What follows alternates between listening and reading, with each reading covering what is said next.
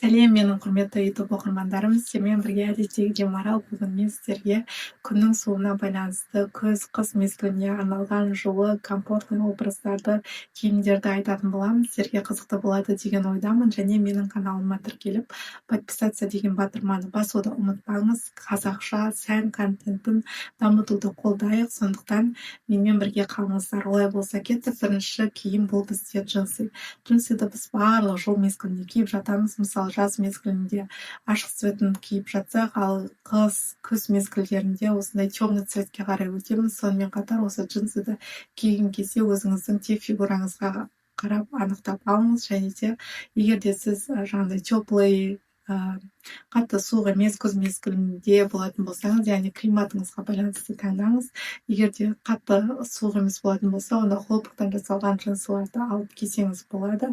Ал егер де сіз суық ауа райында солтүстік жақта өмір сүретін адам болсаңыз, онда ішінде начесымен утепленный вариантта кигеніңіз дұрыс.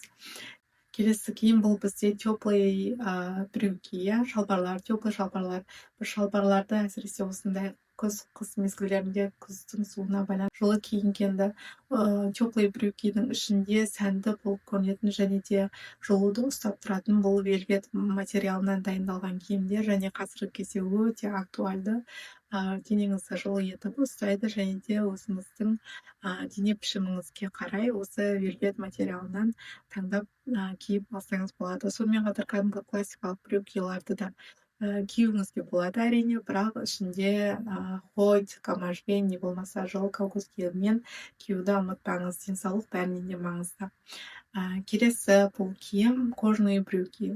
Кожаный брюкиларды лосины сияқты жабысып қалған емес, классикалық вариантта алғаныңыз дұрыс.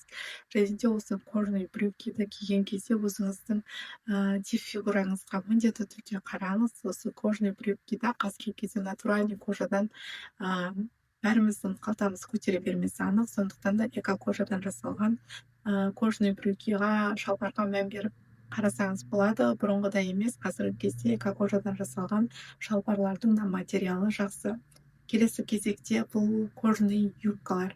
Біз күз-қыс мезгілдерінде суық ауа райында юбка кигіміз келмейтіні анық, себебі жылы жүргіміз келеді, комфортты ойлаймыз.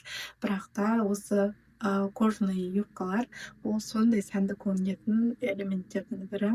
Оны тек биік қоншы бар сапогимен кисеңіз болғаны.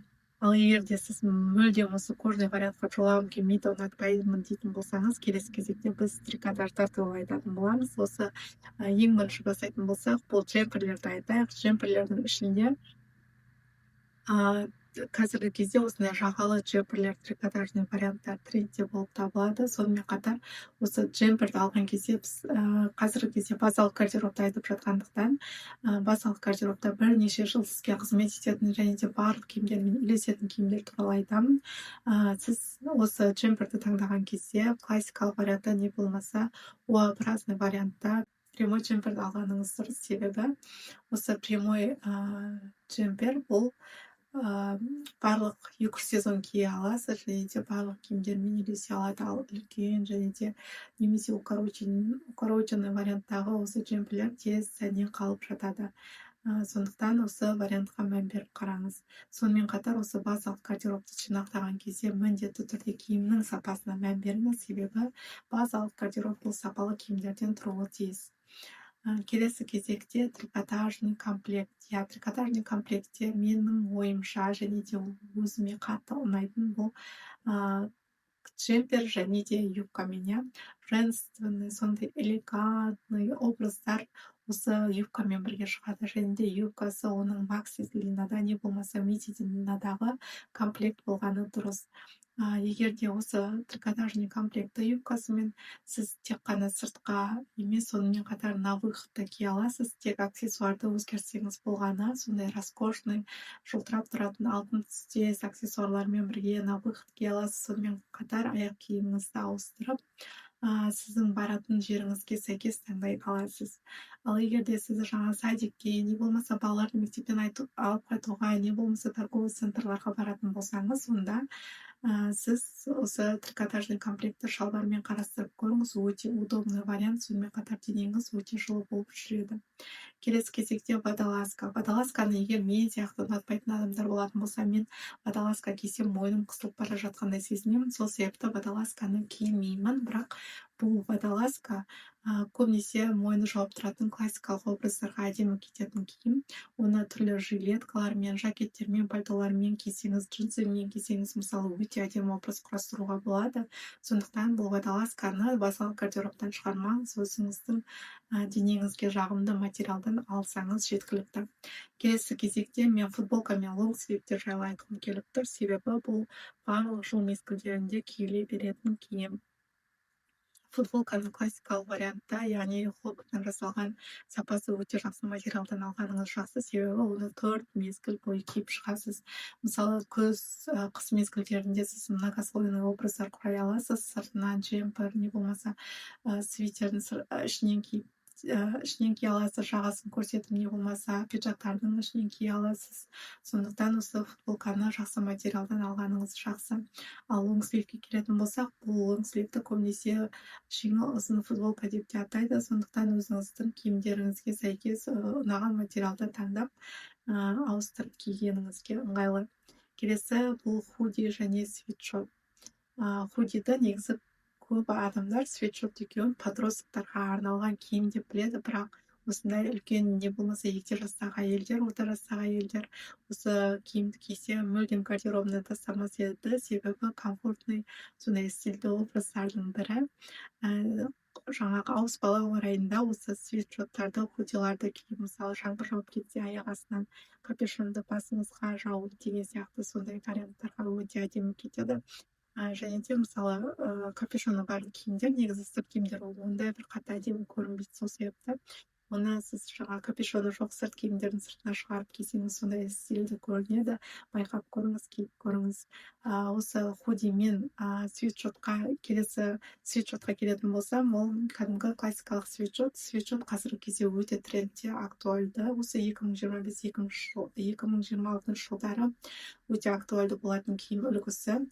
Қазіргі кезде оны сондай сапалы материалдан жасап жатады, сондай утепленный, жылы, әдемі көрінетін киім.